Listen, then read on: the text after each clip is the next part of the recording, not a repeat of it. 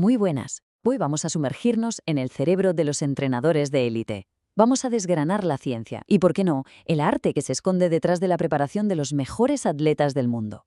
Es un viaje alucinante que convierte años de esfuerzo en un único instante de pura gloria. Y esta es la pregunta del millón, ¿verdad? Porque no se trata solo de entrenar más y más fuerte, que va. Se trata de entrenar de una forma mucho más inteligente. Es como un puzzle gigantesco, tanto logístico como fisiológico, donde cada pieza, cada entrenamiento, cada descanso tiene que encajar a la perfección para ese día D, el día de la competición. Aquí tenemos la hoja de ruta de hoy. Veremos cuál es el problema de base, conoceremos a dos auténticos titanes del entrenamiento, vamos a comparar sus filosofías que son muy diferentes y al final sacaremos unas lecciones clave que nos sirven a todos. Vamos al lío. Venga, empecemos por el núcleo del asunto. Durante muchísimo tiempo, la idea era bastante simple. Para mejorar, tienes que entrenar más. Pero claro, los atletas de élite llegaron a un muro, un punto en el que más entrenamiento solo llevaba a más lesiones y a un agotamiento brutal. Hacía falta un plan de verdad. Y esa respuesta, ese plan, tiene un nombre: periodización. Dicho así suena muy técnico, pero en esencia es el arte de organizar el entrenamiento a lo largo del tiempo.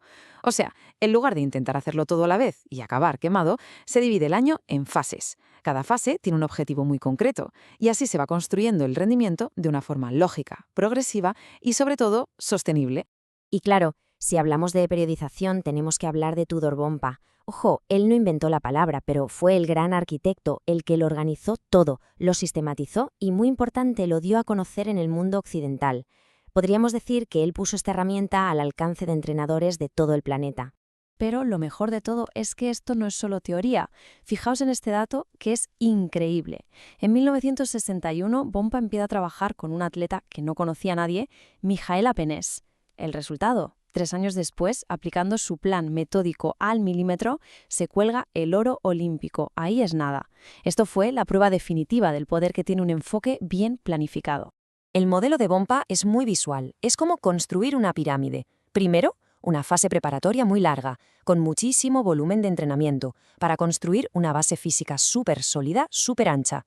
Después, se empieza a reducir ese volumen y se aumenta la intensidad para ir afinando la punta de la pirámide, que es el pico de rendimiento.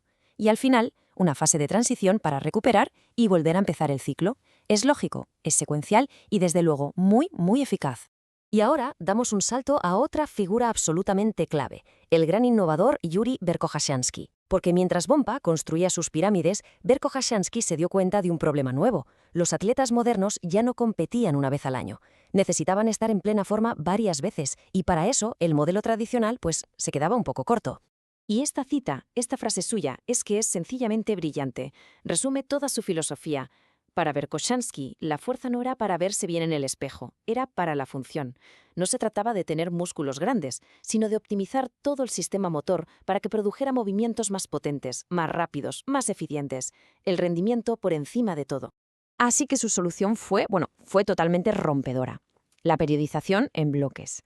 En lugar de desarrollar un poquito de todo a la vez, como en el modelo de la pirámide, Verkhoshansky dijo: no, vamos a concentrar todo el esfuerzo en una sola capacidad, por ejemplo, la fuerza máxima, en un bloque de tiempo muy corto y muy intenso. Y una vez la tengamos, construimos la siguiente capacidad sobre esa base ya sólida.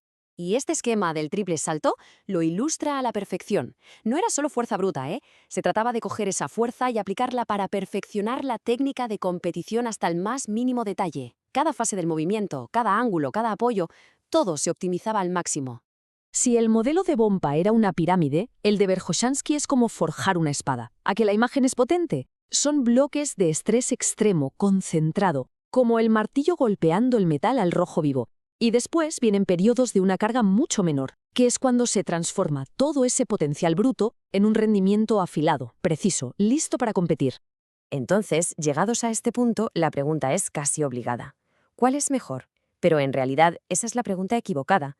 No son modelos rivales, para nada. Son herramientas diferentes que tiene un entrenador en su caja, cada una con su propósito y su momento ideal para ser usada.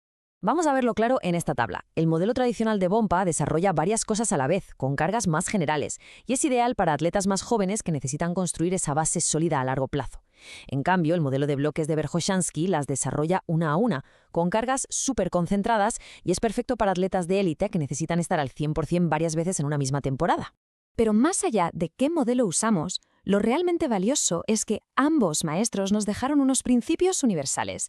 Y aquí está el punto crucial: entender estas lecciones fundamentales que se pueden aplicar a cualquier tipo de entrenamiento, sea cual sea. Vamos a repasarlos. Primero, la intención lo es todo. Para desarrollar potencia hay que querer mover la carga lo más rápido posible, aunque sea un peso muy grande. Segundo, la progresión siempre tiene que ser lógica. No se puede empezar la casa por el tejado. Hay que construir una base antes de meter los entrenos más intensos. Tercero, volumen e intensidad son como el agua y el aceite.